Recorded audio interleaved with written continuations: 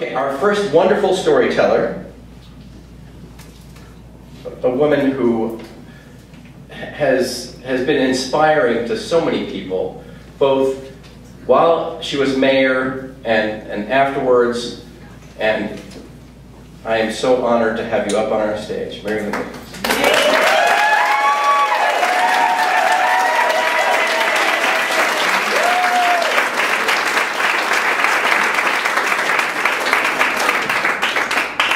Well, thank you, and I'm pleased to be here. You know, one of the rules is that the storytellers can't have any notes, and I just want to register my protest. Everybody here had notes. And, well, I have notes too, but I can't use them, but just to give my of a little confidence. Because I know it's in there, and it's pretty pathetic when you're going to talk about your life that you need notes. But anyway, where I am. So, yes, I am married to Makepeace. I've lived here a long time, since 1973. And yet, a few years ago, someone called me and protested something I'd done or said, and said, you know, it's newcomers like you. So, that kind of captures Colorado Springs. I grew up in North Dakota. And, you know, in North Dakota, it's pretty white. We didn't have any African Americans. I didn't meet an African American until I was a senior in high school. We did have some Jewish people, but they were not mainstreamed, as it were. Just don't ask, don't tell. That's right.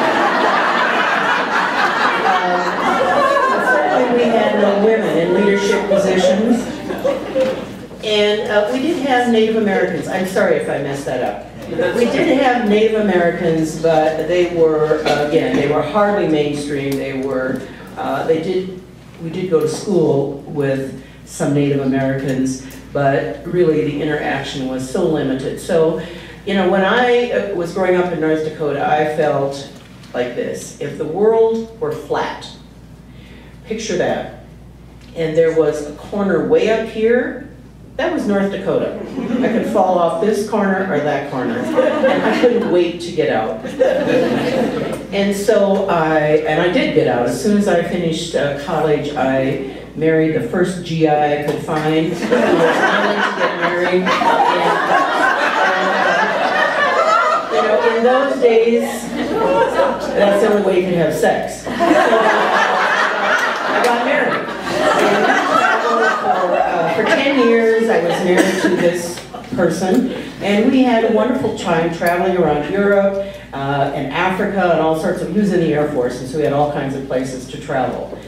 And so I came to Colorado Springs like a lot of people. I was a military dependent, and then when we split up, we happened to be living in Africa at the time, Madagascar. I said, I'm going back to Colorado Springs. And so that was in 1973. I came here in my Volkswagen, a little yellow Volkswagen Beetle, with my 3-year-old daughter.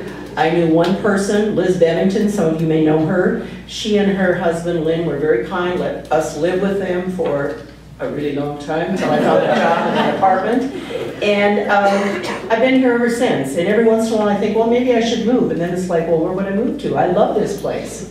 So we're here to talk about Citizens Project. And I'm going to take a little different tack because I wasn't one of the founding members. I didn't go to those meetings that you guys all did. I wasn't really that involved. I could have been. After Citizens Project was going for a while, Amy Devine, I guess, thought maybe she needed a little help or she was tired or whatever. But anyway, we went to coffee at Richard's restaurant. And Amy Devine asked me, would you be interested in serving as the executive director of Citizens Project? No. I didn't want to do anything that high profile, and I didn't want to do anything that controversial.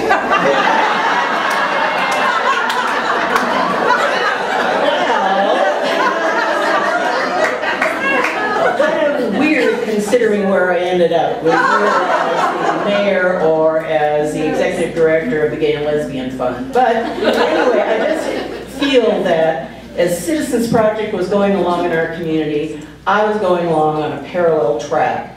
And I want to say that when I ran for mayor, first of all, let me say, some people say, you know, they're seeking advice and running for office. And what's the secret to success? I'm going to share this with you. Even if you never run for office, you watch and see if this doesn't play out. The secret to success is to have rotten opponents.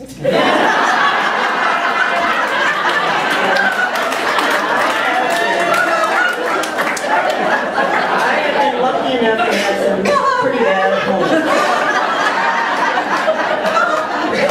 So I got elected as mayor, and I didn't run on women's issues or gay issues or equality issues. I ran on kids, cops, and cars. That's really what resonated with the electorate.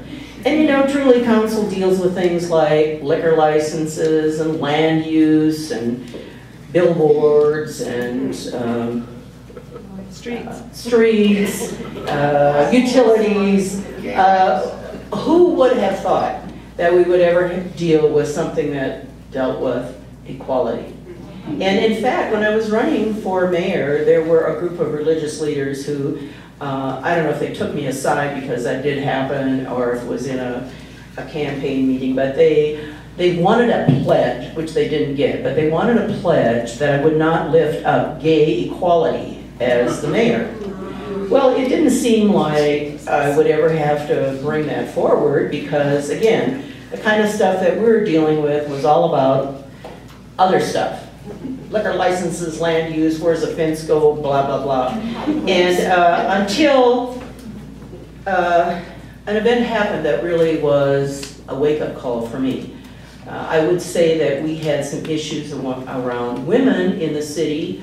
Women were reporting being harassed, being treated poorly by their male supervisors, etc. Talking about, I mean, the supervisor's feeling free to talk about a woman's breast to her and at work, that kind of thing.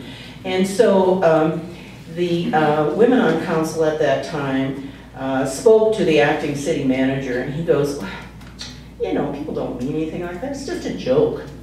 And, you know, it was kind of early in my career, and I look back on that now and I thought, what a missed opportunity. I could have said, would you stand up for a minute, Mr. Acting City Manager? What is that bump? Just joking.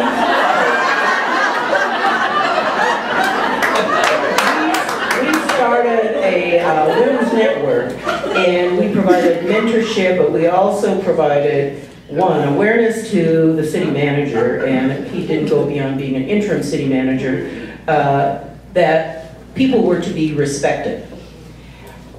The new council, I mean, can you imagine, I look at it now and I think, geez, it was a dream team.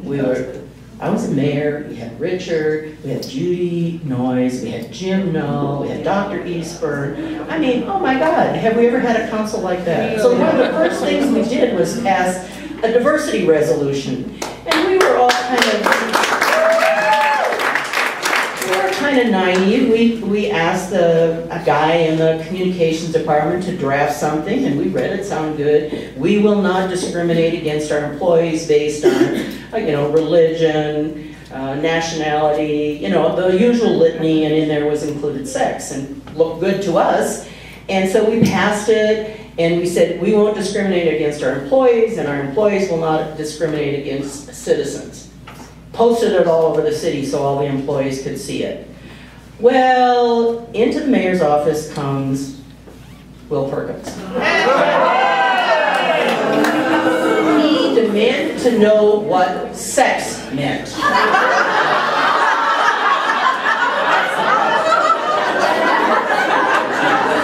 For instance, there's the problem. I didn't have an answer for him. All I could say is, Will, what does it mean to you? It was a very satisfactory interchange for either one of us. After that, gay pride came up. Yes. Nobody had ever signed a gay pride proclamation before. So my beloved assistant, Nancy Bramwell, came up to me one day and she goes, Mayor, here's a request for a gay pride proclamation. What are you going to do about it? Well, I didn't know what to do about it. You know, I'm still very early on in my tenure as a mayor, but I was early on my learning and awareness of discrimination. How could I be that old and not be a better handle on it? But anyway, I knew that I had all these friends who were gay, but I also knew that if I signed that thing, what would happen? So I thought about it for a couple of days, and you know, when you're the mayor or you're any elected official, you have to have a core. You have to think about, what is it that I believe in? Is what I believe in what the community needs? It's not like, what does the Republican Party say? What does the Democratic Party say? What is going to give me the most votes? It's really like, how I'm going to live with myself as I make this decision. And so my decision was to sign it. Because first of all, how could you be against a gay pride experience? Well, I have to say, to put it mildly, all hell broke loose. And, gee, I don't know if it was you, Warren, but somebody from the Gazette cornered me and said, what is this? You signed this gay pride proclamation, no other mayor's ever signed it, why do you sign it, blah, blah, blah. And it was like, it was an inspiration. The angel spoke to me. I said, I signed it because I'm the mayor of everyone in Colorado Springs. Yes. I hadn't thought about that before, but it was a great line. And truly, that's how I felt. When it's a nonpartisan seat, you're not a Republican or a Democrat, that's not how you run. You're there, and I loved the idea that we're all there to serve all of Colorado Springs and what's best for Colorado Springs. And I know I sound old when I say this, but back in the day, we ran because we believed in the city and we wanted to do what's best for the city. So anyway, I want to tell you this quick story because Sharon has told me my time's almost up. And what really gave me the crunch to go forward was, I got a story. A woman who worked in the call center, I think it was a police call center, had a partner who had some sort of illness. And while the woman was working, her partner was taken to the hospital, and she asked her supervisor if she could leave her desk, and her partner said, no. You leave your job, you lose your job. This is not your family. Okay. She could have swallowed that okay, I guess, except that a few weeks later, her colleague's dog died, and that colleague was given time off to deal with her grief. Now, the supervisor, clearly we all agree, was a jerk. And probably legally he was correct because the city didn't recognize domestic partners. But if he were a decent human being, he would have recognized that both instances the person should have been given some time off because those are personal things that impact all of us. So from that, I was absolutely persuaded that the city needed to do something that recognized families.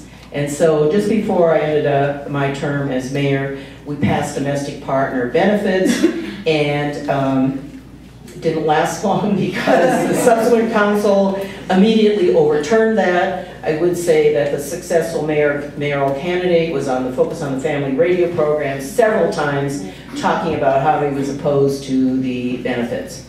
I begged people not to vote for it until they really understood it, but they went ahead and did it. And several of them told me, oh, I wish we'd listened to you because once we knew the issue, we wouldn't have voted for that. But anyway, then I was term limited. Good thing, because it probably would have run again and run like all politicians would have kept on running, kept on running. And, of course, I assumed I would have kept on winning, but who knows. I became the executive director of the Gay and Lesbian Fund. And like most non-gay people, I didn't really understand a lot about inequality for gay people. And you know, a lot of gay people are not real good at talking about that. It's just too painful. And so I think it's up to places like Citizens Project and elected leaders to identify those issues. And I learned that you can get discharged, at that time you could get discharged from the military for being gay, you could lose your job for being gay, you could lose your housing or be denied housing for being gay, you couldn't adopt, you couldn't be with your partner at the end of life to make decisions. All of that has changed in Colorado. The good news is we've had governors and legislators who have passed those issues. Not true across America, of course, but we do have it in Colorado Springs, and I celebrate that. So then the Gay and Lesbian Fund closed, and the stated reason was Tim Gill thought that we had been successful. And I guess that's a mark of pride on my part, but I think in Colorado Springs, we still have a ways to go. And I see nodding heads, and I think you probably agree. So I would say I became, on this parallel path, I became an accidental advocate. My work and Citizens Project work and the community's work, because the community has come a long way. As we learned more, as we became better educated about issues, we changed. And I think that's a great thing. And so I am excited about Citizens Project's next 20 years. I'm excited about my next 20 years and what I can do to contribute to that in our community. So thank you so much for being here.